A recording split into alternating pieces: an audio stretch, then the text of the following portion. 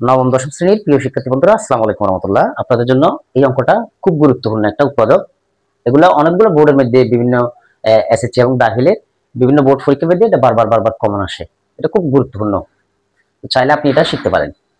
x to the power 4 - 38 x square plus 1 এর উৎপাদক নির্ণয় করো। তো এটা যদি আমরা করতে চাই, আমরা এটার বর্গমূলকে এ ধরবো, এটার বর্গমূলকে বি ধরবো। x এর বর্গমূল কত?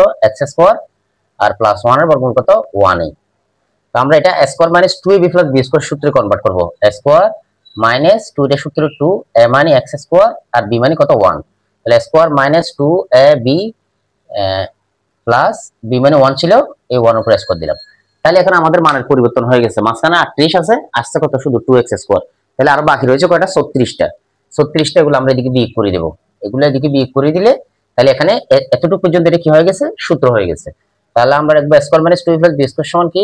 a minus b whole square, minus দিয়ে 36x স্কয়ারকে আমরা 6x দিয়ে আবার হোল স্কয়ার দিতে পারবো। তাহলে এই পুরোটাকে a ধরেন আর এটাকে কি ধরেন? b ধরেন। তাহলে স্কয়ার মাইনাস b স্কয়ার সমান কি? এই a plus b into a minus b। আপনি সাজায় লিখতে পারেন x square plus 6x minus 1 into x square minus 6x minus 1। এটা হচ্ছে এই অঙ্কটার উৎপাদক।